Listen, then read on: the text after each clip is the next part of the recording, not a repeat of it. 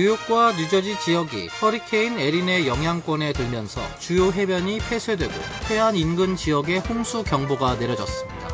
노스캐롤라이나 해변에 선 이한류가 발생해 최소 60명의 수영객이 구조되기도 했습니다. 국제인권단체 엠네스티는 연방 정부가 AI를 활용해 이민자와 유학생, 팔레스타인 지지 시위 참가자 등을 광범위하게 감시하고 있다고 주장했습니다. 이민자들이 비자 취소와 구금, 추방으로 이어질 위험이 크다고 경고했습니다.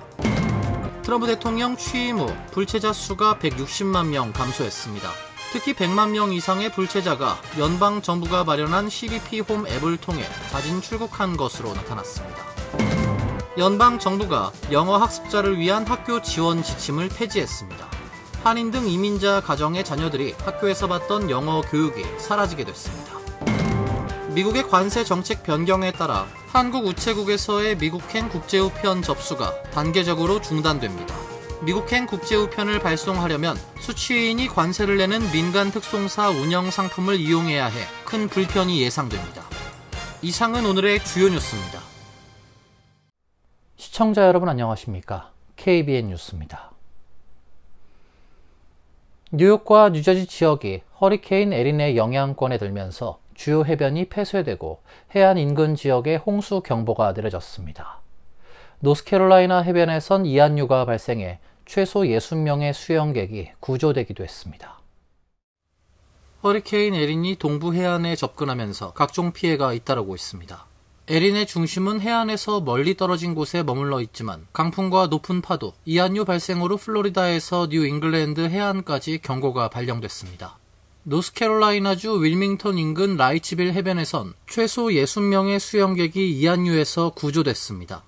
허리케인 에린으로 인한 높은 파도와 만조가 합쳐지면서 뉴욕 일원 해변에 해안 홍수 경보가 발령됐습니다. 뉴욕시는 모든 해수욕장을 폐쇄하고 수영을 금지했고 뉴저지주도 해변 출입을 금지했습니다. 기상청은 내일까지 최대 시속 50마일의 강풍과 함께 바다에서 15피트에 달하는 높은 파도가 예상된다며 각별한 주의를 당부했습니다. 국립허리케인센터에 따르면 에린은 세력이 약해져 최대 풍속 시속 100마일에 달하는 2등급 허리케인으로 약화됐지만 대서양 수온 상승으로 다시 세력이 강해져 파괴적인 폭풍으로 발전할 가능성도 있습니다. 허리케인의 영향으로 오늘까지 뉴욕 일원은 비가 내리고 하루 종일 흐린 날씨가 이어졌지만 밤부터 개기 시작해 내일은 대체로 맑은 날씨가 예상됩니다. 국제인권단체 엠네스티는 연방 정부가 AI를 활용해 이민자와 유학생, 팔레스타인 지지 시위 참가자 등을 광범위하게 감시하고 있다고 주장했습니다. 이민 OS와 바벨X 같은 AI 프로그램이 핵심 역할을 하고 있으며 이민자들이 불법적으로 비자 취소와 구금, 추방으로 이어질 위험이 크다고 경고했습니다. 국제 엠네스티는 오늘 발표한 보고서에서 국토안보부 문서 등을 검토한 결과 팔란티어와 바벨 스트리트가 제공하는 AI 기반 감시 기술이 이민자 유학생 팔레스타인 지지 시위자 등을 추적하는 데 활용되고 있다고 밝혔습니다. 특히 국무부 주도의 체포 취소 프로그램은 SNS 활동, 비자 신분, 자동화된 위협평가를 토대로 외국인 유학생과 난민, 망명 신청자를 감시하는 방식으로 운영된다고 보고서는 지적했습니다.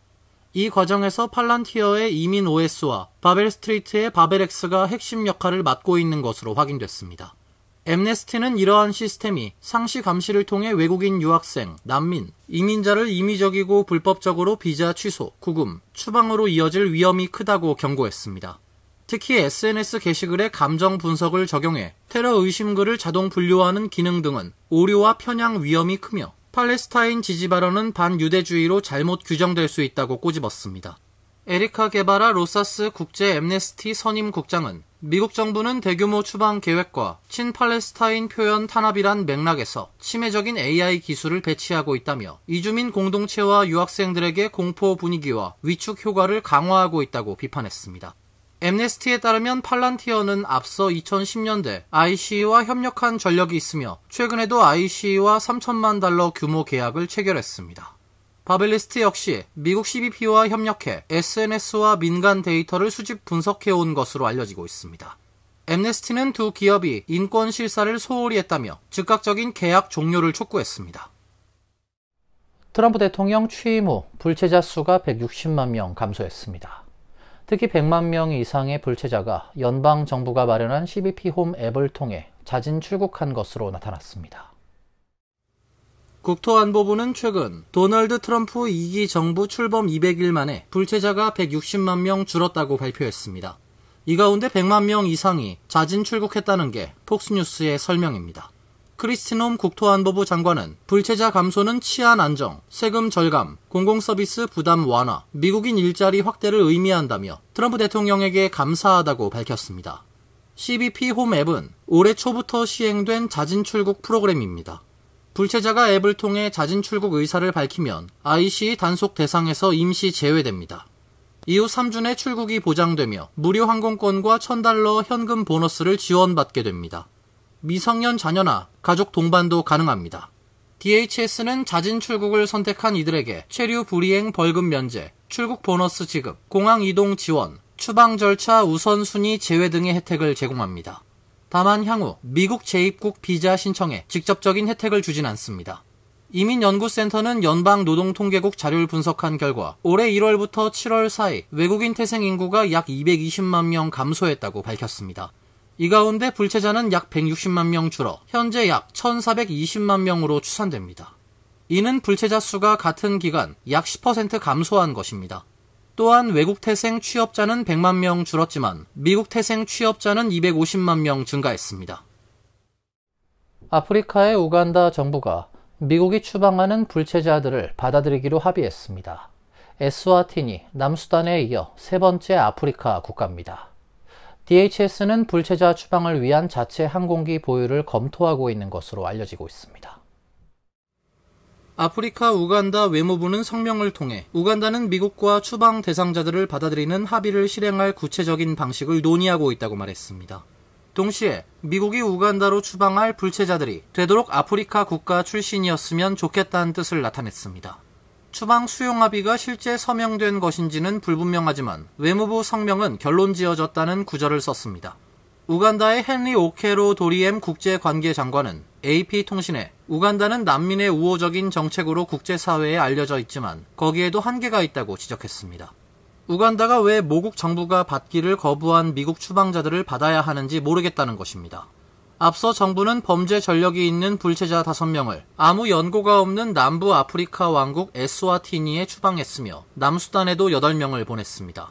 한편 NBC 방송은 어제 소식통을 인용해 크리스티 놈 국토안보부 장관은 이민자 추방을 위해 IC의 자체 항공기 보유를 검토하고 있다고 전했습니다. 최근 IC가 체포하는 인원이 늘어나면서 구금시설이 과밀화돼 이들을 서둘러 해외로 내보내야 할 필요성이 더욱 커졌습니다. IC는 전세기를 임차해 불체자 추방에 사용하고 있는데 현재 시스템으론 추방 인원을 더 늘리기 어렵다는 분석입니다. 연방 하원 의원 선거구 조정 문제가 정치 쟁점으로 부상한 가운데 텍사스주의 선거구 조정안이 주의회를 통과했습니다. 캘리포니아는 법원이 공화당이 제기한 선거구 조정안 중단 소송을 기각해 민주당이 유리하게 개편될 가능성이 높아졌습니다. 텍사스 주의회는 어제 연방 하원 선거에서 공화당 의석을 더 확보할 수 있도록 제편한 선거구 조정안을 찬성 88표, 반대 52표로 처리했습니다. 법안이 주요 관문인 하원 문턱을 통과하면서 공화당의 승리로 여겨지고 있다고 더 힐은 전했습니다. 텍사스 주의회는 공화당이 상하원을 모두 장악하고 있습니다. 상원도 곧 법안을 본회의에 상장할 예정이며 법안이 통과되면 그레그 에벗 주지사 서명만 남게 됩니다. 주의회 소수당인 민주당은 지연 전략을 사용하며 표결을 방해하려고 했지만 정족수 부족의 법안 통과를 막지 못했습니다. 반면 캘리포니아주 대법원이 어제 게빈 뉴섬 캘리포니아 주지사의 선거구 조정 계획을 중단시키려는 공화당 의원들의 소송을 기각했습니다. 주 대법원은 결정문에서 소송 당사자 측은 구제를 받기 위한 근거를 충분히 제시하지 못했다고 말했습니다. 법원의 결정으로 선거구 조정안이 주의회를 통과하면 캘리포니아주는 연방 하원 의석을 민주당에 유리하게 개편하게 됩니다. 캘리포니아 주의회 전체 의석 중 3분의 2 이상을 장악하고 있는 민주당 의원들은 해당 법안을 통과시키고 오는 11월 4일 특별선거에서 주민투표에 붙인다는 계획입니다. 한편 선거구 조정 문제는 2026년 중간선거를 앞두고 정치 쟁점으로 부상하고 있습니다. 더 힐은 선거구 조정이 플로리다, 인디애나, 일리노이, 미주리, 뉴욕 등 다른 주로 확산할 가능성이 있다고 전했습니다. 연방 정부가 영어 학습자를 위한 학교 지원 지침을 폐지했습니다.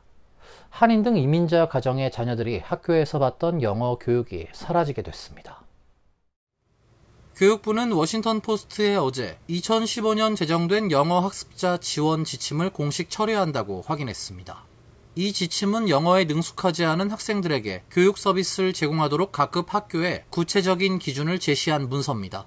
총 40쪽 분량으로 2015년 법무부와 교육부가 발표했습니다. 메디 비더만 교육부 대변인은 철회 이유에 대해 행정부의 정책과 일치하지 않는다고 설명했습니다. 법무부는 관련 질문에 답변을 피하면서도 지난 7월 각 연방기관에 배포한 메모를 근거로 제시했습니다. 이 메모에는 영어를 미국의 공식 언어로 규정한 트럼프 대통령의 지난 3월 1일자 행정명령을 이행할 것을 지시하는 내용이 포함됐습니다. 행정명령 이후 트럼프 행정부는 교육부 산하 영어 습득 사무소의 직원을 대부분 해고했고 영어 학습자 교육 지원 프로그램 예산 폐지도 의회에 요청한 상태입니다. 펜 본디 법무장관은 성명에서 이번 조치가 분열이 아닌 동화를 촉진하기 위한 것이라고 밝혔습니다. 법무부는 내년 1월 중순까지 영어를 우선시하되 필요한 경우에만 다국어 지원을 허용하는 새로운 지침을 내놓을 계획입니다. 교육계와 시민단체는 반발하고 있습니다. 마이클 팔레라 전 교육부 민권국 변호사는 교육부와 법무부가 55년간 이어진 법적 해석과 집행에서 물러났다며 그 영향은 결코 작지 않을 것이라고 지적했습니다. 뉴저지주가 전기요금 폭등 대책으로 가구당 $100 요금 감면이 확정됐습니다. 앞서 발표한 $60를 납부 유예 정책에 있어 추가 지원책이 나왔습니다. 저소득 가정에는 $100 외에 $175가 추가로 지원됩니다. 뉴저지주 공공시설위원회는 지난 6월 필머피 주지사가 제안한 전기료 지원책을 승인했습니다.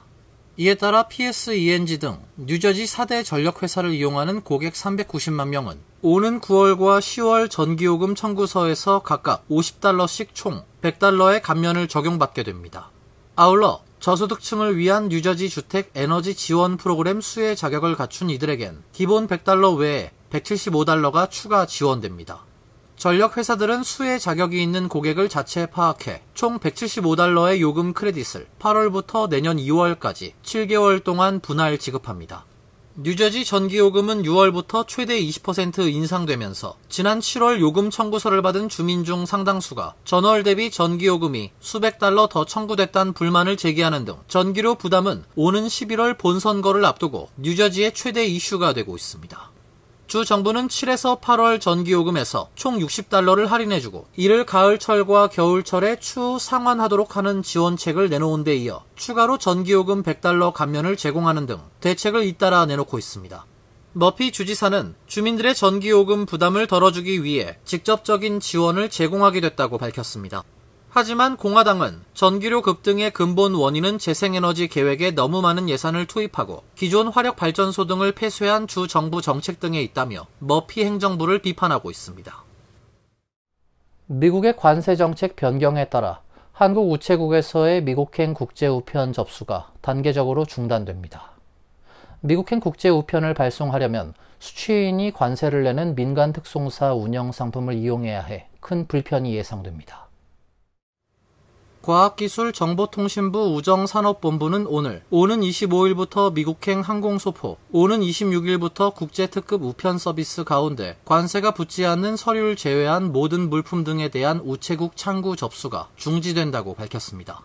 이 조치는 미국 정부의 관세 정책 변경이 적용되는 오는 29일 0시 미국 도착분부터 적용됩니다. 운송이 오래 걸리는 선박을 통한 미국행 소포는 이미 접수가 중지됐습니다.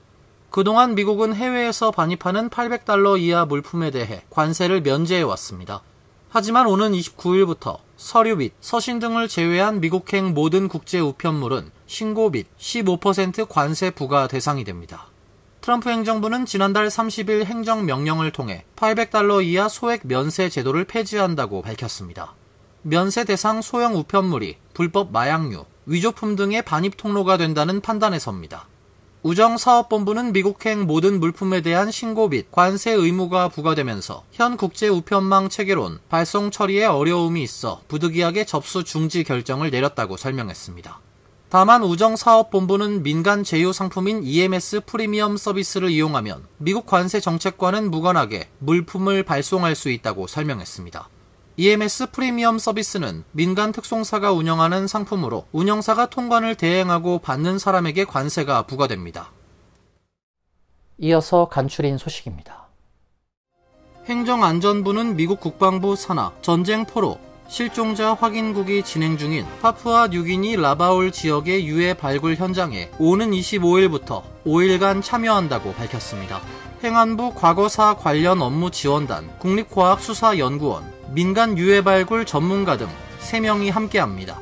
라바울 지역은 태평양 지역으로 강제 동원됐다가 사망 행방 불명된 인원 5,407명 중 107명의 희생자가 발생한 지역입니다. 이번 발굴 참여는 태평양 전쟁 희생자 유해 발굴과 신원 확인 분야에 협력하기 위해 지난해 8월 체결한 양해각서에 의해 이루어졌습니다. 그간 한미 양국 간 협력 체계는 유해 시료 채취, 유전자 분석에 한정됐지만 MOU 체결로 유해 발굴 분야까지 확대됐습니다. 에릭 아담스 뉴욕시장이 이민법원에서 이민자 체포를 강행하는 ICE에 대응해 소송을 제기했습니다. 뉴욕시는 어제 ICE를 상대로 이민법원에서 이민자들을 체포하는 것을 금지하도록 요구하는 서류를 뉴욕 남부 연방법원에 제출했습니다. 뉴욕시는 ICE의 이민법원 체포 단속이 뉴욕시에 거주하는 300만 명의 이민자들에게 두려움을 조장하고 있다고 밝혔습니다. 에릭 아담스 뉴욕시장은 신입 경찰 시절부터 뉴욕시장으로 재직하면서까지 제 임무는 항상 법을 준수하는 뉴욕 시민들의 안전을 지키는 것이었다며 뉴욕 시민들이 합법적 절차에 안전히 참여할 수 있도록 해야 한다고 말했습니다. 앞서 뉴욕주 검찰총장과 이민자 단체도 ICE를 상대로 소송을 제기했습니다. MTA가 100회에 걸친 유령 번호판 단속 결과를 발표했습니다. MTA는 19일 지난 2024년 3월 유령 가짜 번호판 단속 태스크포스 구성 후 100회의 단속을 실시한 결과로 차량 5,343대를 견인했다고 밝혔습니다. MTA에 따르면 올해 들어 이루어진 단속만 38회로 이를 통해 차량 1,893대가 견인됐으며 이들 차량이 미납한 통행료는 1,150만 달러에 달했습니다. MTA는 팬데믹 이후 임시 종이 번호판을 위조하거나 통행료 징수를 회피하기 위해 번호판을 위조하는 사례가 급증함에 따라 태스크포스를 출범시켜 단속을 진행하고 있습니다. 뉴욕시에서 차량 번호판 식별을 방해하기 위한 가림막을 설치했다가 적발되는 차량은 최대 $500의 벌금이 부과됩니다. 맨해튼 브로드웨이 뮤지컬을 절반값에 관람할 수 있는 브로드웨이 위크가 내달 8일부터 21일까지 진행됩니다. 브로드웨이 위크 주간 동안 뮤지컬과 연극 등 브로드웨이 극장가에서 공연 중인 작품 24편에 한해 입장권 2장 구입 시 1장 가격으로 할인해주며 장당 수백 달러 하는 오케스트라 좌석의 경우 작품에 따라 장당 $125로 할인받을 수 있습니다. 브로드웨이 위크 이벤트에 참여 중인 작품들은 위키드, 시카고, 알라딘, 라이언킹, 맘마미아 등 공전의 히트를 기록하고 있는 뮤지컬들이 다수 포함되어 있습니다. 한편 오프 브로드웨이 위크는 내달 30일부터 10월 14일까지 진행됩니다. 환율과 증권 소식입니다.